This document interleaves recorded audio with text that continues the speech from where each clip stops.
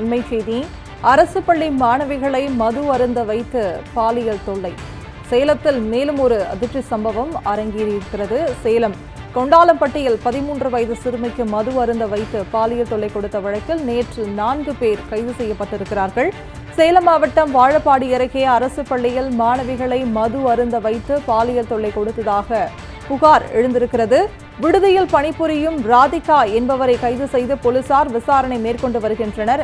தாவேக ஆட்சியில் சேலம் மாவட்டத்தில் தினந்தோறும் அரங்கேறும் பாலியல் குற்றங்களால் பொதுமக்கள் மற்றும் பெற்றோர்கள் அச்சமடைந்திருக்கிறார்கள்.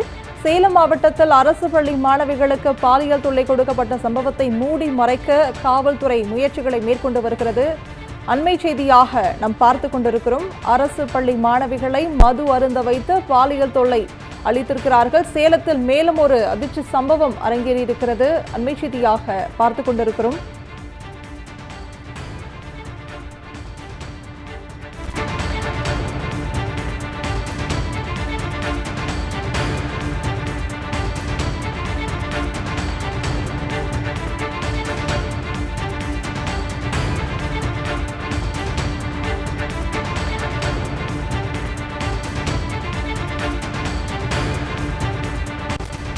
அரசு பள்ளி மாணவிகளை மது அருந்த வைத்து பாலியல் தொல்லை. சேலம் கொண்டாலப்பட்டியில் 13 வயது சிறுமிக்கு மது அருந்த வைத்து பாலியல் தொல்லை கொடுத்த வழக்கில் நேற்று 4 பேர் கைது செய்யப்பட்டனர். சேலம் மாவட்டம் வாழப்பாடி அருகே அரசு பள்ளியில் மாணவிகளை மது அருந்த வைத்து பாலியல் தொல்லை கொடுத்ததாக புகார் எழுந்திருக்கிறது. விடுதியில் பணிபுரியும் ராதிகா என்பவரை கைது செய்து போலீசார் விசாரணை மேற்கொண்டு வருகின்றனர்.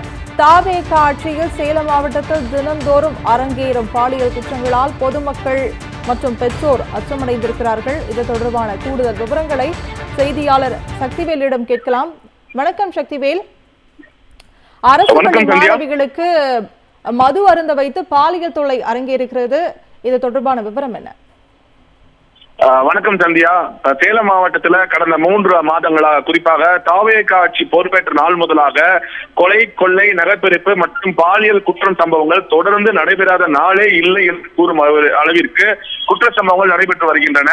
அதன்படிதான் நேற்று சேலம் கொண்டாலம்பட்டி அருகே 13 வயது சிறுமிக்கு மது வாங்கி கொடுத்து அவருக்கு பாலியல் தொல்லை கொடுத்ததாக 4 பேர் கைது செய்யப்பட்டனர்.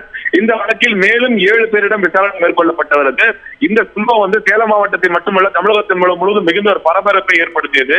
இந்த பரபரப்பு அடங்குவதற்குள்ளாக சேலத்தில் மேலும் ஒரு பாலியல் குற்றச்சம்பவம், குறிப்பாக பள்ளி மாணவிகளுக்கு பாலியல் குற்றச்சம்பவம் அரங்கேறியுள்ளது. சேலம் மாவட்டம் வாழப்பாடி அருகே உள்ள அரசு மேல்நிலைப் பள்ளியில் பயில்கின்ற மாணவிகளுக்கு மது வாங்கி கொடுத்து அவர்களுக்கு பாலியல் தொல்லை கொடுத்ததாக அந்த பள்ளியைச் சேர்ந்த மாணவி ஒருவர் அளித்த புகாரின் அடிப்படையில் வாழப்பாடி மகளிர் காவல்துறையினர் இது குறித்து விசாரணை மேற்கொண்டனர். விசாரணையில் இந்த சம்பவத்தில் ஈடுபட்டதாக கூறி விடுதியில் பணியாற்றும் தூய்மை பணியாளர் ராதிகா என்பவரை தற்போது கைது செய்து அவர் மீது 4 பிரிவின் கீழ் வழக்கு பதிவு செய்து விசாரணை மேற்கொண்டு வருகின்றனர். போக்சோ சட்டம் அவர் மீது பதியப்பட்டு அவரிடம் விசாரணை மேற்கொள்ளப்பட்டு வருகிறது. அது மட்டுமில்லாமல் இந்த வழக்கில் தொடர்புடைய மேலும் ஒருவரை காவல்துறையினர் தேடி வருகின்றனர். இவர்கள் இருவரும் சேர்ந்து அரசு பள்ளி மாணவிகளை வெளிநபருக்கு பாலியல் தொல்லை கொடுப்பதாக இந்த விசாரணையில் தெரிய வந்துள்ளது. தலைமறைவாக உள்ள அந்த நபர் ஏற்கனவே பல்வேறு குற்ற வழக்குகளில் சம்பந்தப்பட்டவர் என்று கூறப்படுகிறது. சேலம் மாவட்டத்தை பொறுத்தவரை தொடர்ந்து இது போன்ற பாலியல் குற்ற சம்பவங்கள், அதிலும் குறிப்பாக பள்ளி மாணவ மாணவியர்கள், அதுவும் சிறுமிகளுக்கு இந்த குற்றச்சம்பவங்கள், பாலியல் குற்ற தொல்லைகள் சம்பவங்கள் நடைபெறுவது பெற்றோர்களிடையே மிகுந்த அதிர்ச்சி ஏற்படுத்தி இருக்கிறது. குறிப்பாக சொல்லப்பட்டால் பள்ளி மாணவ மாணவிகளை வெளியே அனுப்புவதற்கு அச்சம் ஏற்படும் வகையில் தான் தற்போது இந்த குற்றச்சம்பவங்கள் நடைபெற்று வருகிறது. எனவே பெயரளவிற்கு இல்லாமல் சிங்கப்படை, அதிரடிப்படை என்று ஆரம்பித்த இந்த தாவேக்கானது அதை உடனடியாக இது குறித்து உரிய நடவடிக்கை மேற்கொள்ள வேண்டும். பெயரளவிற்கு ரோந்து பணி செயல்படுத்தக்கூடாது, உரிய விசாரணை மேற்கொள்ள வேண்டும் என்றுதான் சமூக ஆர்வலின் வேண்டுகோளாக இருக்கிறது.